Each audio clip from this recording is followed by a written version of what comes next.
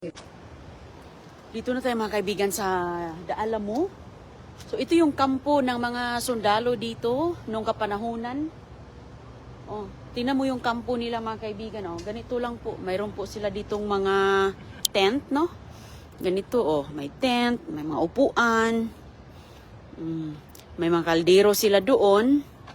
Oh, ito. May mga kaldero.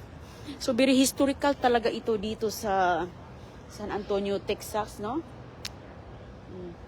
Napaka-historic talaga ito dahil sa battle ng mga Mexican at sa mga Texan. Oh. Dahil gustong kunin ito ng mga Mexican sa mga kaibigan. So, yung mga Texans, pinaglalaban talaga nila. So, ito yung area. Pinapakita yung kanilang kampo, yung kanilang canyon doon at sa kung saan sila nakatira. Ano ang tulugan nila. So, ito. Ay, ilutuan po nila, oh. Lutuan nila mga kaibigan. Grabe ang battle, grabe ang war nito noon. Para lang hindi makuha ng mga Meksikano ang Texas. So itong De Alamo, oh, ayun. Tingnan mo yung tent nila, oh, laki. Malaki-laki din sa loob, magkasya din ng mga 10 tao dito, oh. Oh. Ayan. Oh, ito yung tent nila. Ganyan talaga mga kaibigan, yung mga historical nila ba? Mga historic. Dahil marami, yan lang yung mga lugar, angkin-angkin. Oh, gusto namin itong makuha. Tapos yung mga tao, ipaglaban nila. Kaya, oh, hanggang ngayon, oh, kanila. Oh, ayan, oh. So, kaya pala, no, nahahati talaga siya dahil marami ditong mga Mexicans. Oh. So, pero peaceful na. Long time ago, yung lamesa nila, grabe ang mga upuan, oh, solid wood. At saka ito yung malaking, ang tawag dito. Built by Ricky Marks in honor of the men who fought and died for Texas independence, dedicated to John Marks. Wow. Tingnan nyo, oh. Para mga kaibigan hindi makuha ng mga Mexicans ang Texas. Kaya ito ang historic ng De Alamo. Do not touch. Dito tayo ngayon. So mga lugar, iba-iba talagang historic. So doon mga kaibigan, may museum. May museum dito at ito yung building. Anong puntahan natin to? Ano to dito? Ayan na sila, agoy-agoy. Ate, anong building yan? Mura pareha na sila. Ano, di ka muso dito? Parang ano din nila yan? Di ka muso silang kuan. Punta tayo doon. Oh, picture sa tabi. Sige, ye. Okay, picturean mo ako dyan, te. O, tinan natin to. Ano to? Irrigation, this part of the original Isabel, the supply farms and the mission of San Antonio. Okay. Palihog ko, te, ha. Picture muna tayo. Dito po. Kani ako ah. O, sige ka na imuti kay guwapa. Nana may picture si Boy Agoy. Ikaw ra dai wala. Gumamit ka. Kamo dala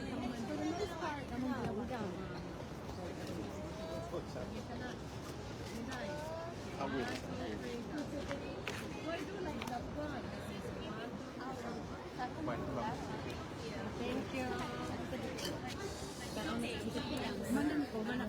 Si Agoy na anak ko. Okay. Airdrop lang taon. Aha. So, ito yung souvenir shops. So, yung mga building doon, mga kaibigan, baka museums yun. Ang ano? Close. Mandi alagi na may kuratula. Sarado, te. Dito, doon tayo, Teo, sa mga historic, yung mga ginagamit nilang mga armas. Ano tanawa na dito. Exhibit. Mga collections nila noon. Mga ginagamit ng mga soldiers. Mayroon din pala din sila mga independence, no? Ganun pala yun, no? Kasi, border kasi ito, di ba, te? Border ng Mexico.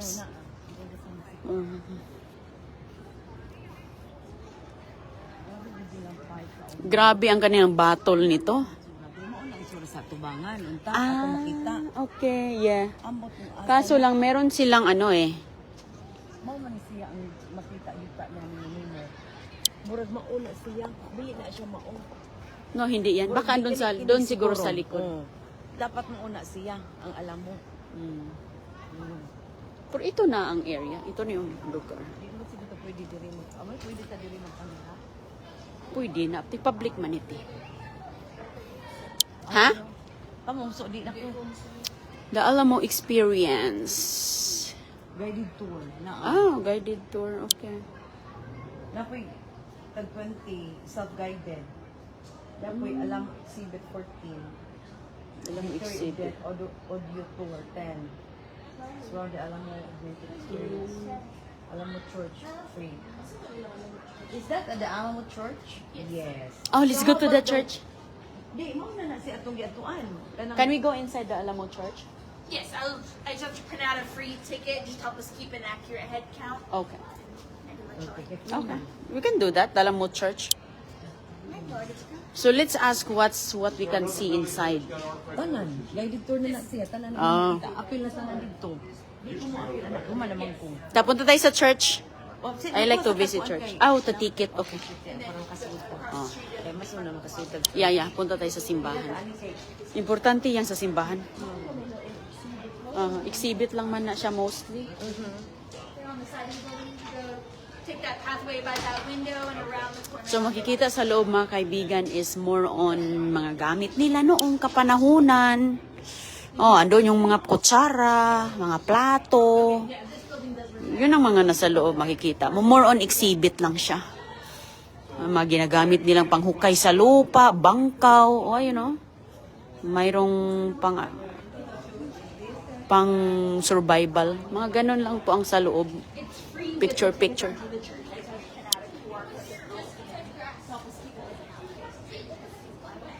Excuse me.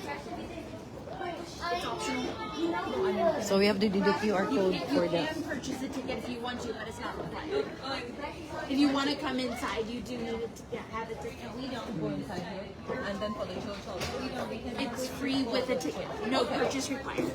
So what we can do for the when we go inside, we do QR code or nothing. We just get inside. You need the free ticket. Or where can we do the? I can print it out for you. Okay. So How many people? four Four. of us. One kid, 2 adults. Yes. 3 adults and 1. Ay, sorry. 3 adults and 1 child. So were you going to purchase an entry ticket to come in here? No, not. We're fine. thinking about it. And we Yeah, need to we'll go to see the after church. church. We'll do the church first. Oh, this is where we are. This is big actually, but Yeah, so we're back here now. If you go this way and around to the front, and on the side of the building there's an archway. One of my Okay. coworkers will so we go scan. to the front here. Go this way. This way. Okay. Okay. To the front. Okay, thank you. I saw the entrance there Okay. too when we It's came. there when we get in. Okay, let's go na. Come on, baby. Punta muna tayo sa simbahan and if we want to go on the exhibit, then we can go inside. Bili tayo ng ticket.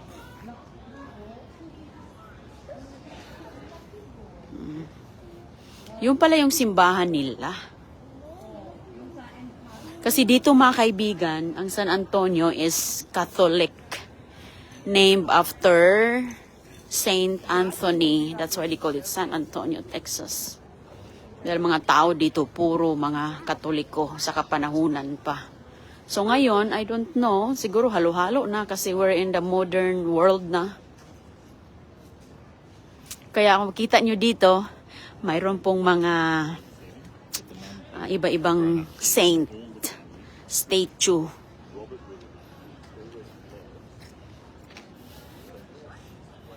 So hanapin natin yung entrance. Yan ang simbahan pala yan siya. Siguro mas maganda yung loob niyan kasi more on antique ba? Kasi alam mo yung mga simbahan, no, 'di ba, yung mga gamit nila noon, napakasolid hanggang ngayon. 100 years andyan pa rin. Yeah, mga pure bato, 1,000 years na.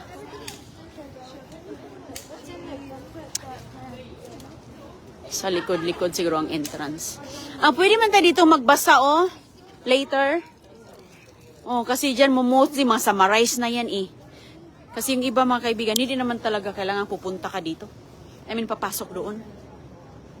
Mayroon naman, importante malalaman mo yung ano yung binabasa. At saka doon, until doon pala. Until doon, malalaman natin yan. Pasok tayo doon sa loob, oh. So, makita mo yung mga statue dito. Mga statua. Pasok tayo doon. So, ano yung nangunahin natin? Ang laki-laki din pala ng lugar. Oh, okay. Yeah, picture tayo dyan mamaya. Pasok muna tayo dito? Or, Ate, dito muna tayo bago tayo papasok dyan sa simbahan. Ano sa simbahan dahil? Mo na akong makasabot nga. Kinahanglan mo kita taan. Aha. Yeah, makapasok man ta doon. This is the ruin habitations. Okay. Ito makasud man diri kung watay ticket. Dili, uy. Uy, open man eh. Dito sa sud, dito yun. No, dito man ta. Tama na mo. History.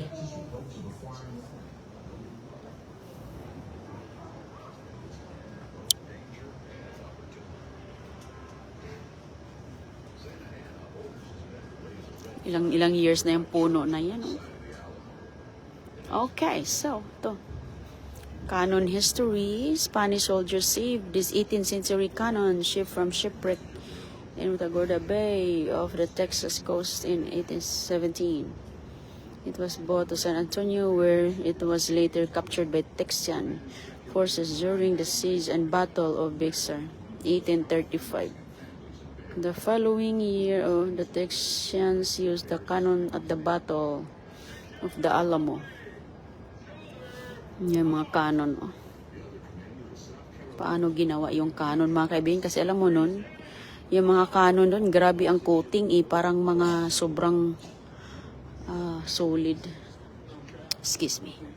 Solid metal talaga. Cast iron siguro.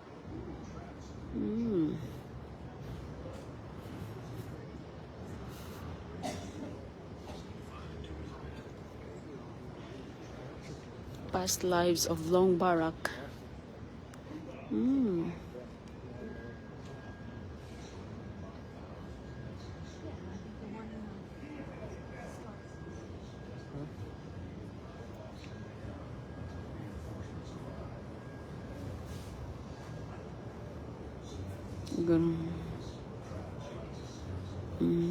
Dito sila mga kaibigan sa ilalim. Oh. Tatago sila dyan sa barracks. Ano to? Ano tong mga to? Lutuan siguro yan. Oh, wow. Ang laki. Grabe ang mga gamit nila noon. No? Hindi mo magagalaw yan. Oh. Hindi mo magagalaw yan. Okay. Dito tayo. Mysol Canary Alancitos brought this milestone. Okay. Ito mga kaibigan, parang gilingan ng mais. Kailangan ito, dalawa to sa ibabaw. Gilingan ng kahit ano. Beans, mais, millstone. Tama nga. It was used to mill grains such as wheat and corn into flour. Okay. This is where you used to mill grains, honey. Gilingin nila yung mga mais. Naka-experience ako nito. Maliit lang yung amin nito. Maliit pa ako. Ginagamit na namin to. Hala, ikot, manual. Kulang ito mga kaibigan. Dalawa yan eh. May tap nito. Saan kaya? So ngayon, ano to? Hospital. Okay. Ito yung hospital nila mga kaibigan sa mga Alamo soldiers. At sa mga Alamo community. Okay, ayun. Ayan mga doktor nila. So mayroon talaga silang mga doktor, no? Hindi talaga mga tao talaga, hindi talaga mga albularyo, ganun. Doktor talaga. Nandun sila, Ate Del, mapuntahan ko sila. Okay. That's why I left it out.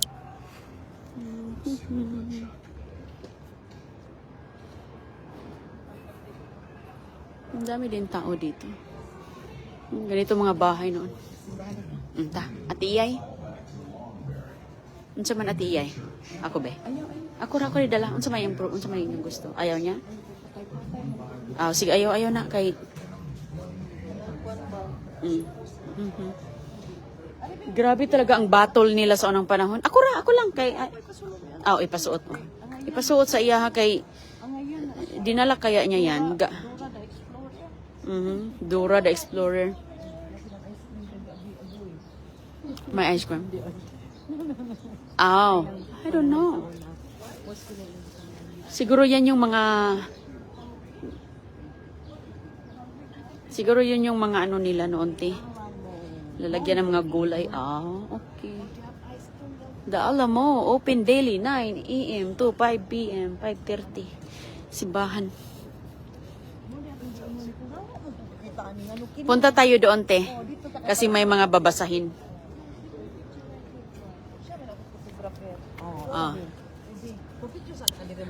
Sige, picture na ta. Sige mga kaibigan, nakita na lang tayo mamaya ulit kay mangita taglaki nga mo picture. Sige po mag-focus muna kami dito. Picture muna tayo. Sige, Goy. Sige na, kay Dura baya ka, Goy. Okay, bye-bye po. Thank you. Ayan. Sige siya, na-enjoy siya dito.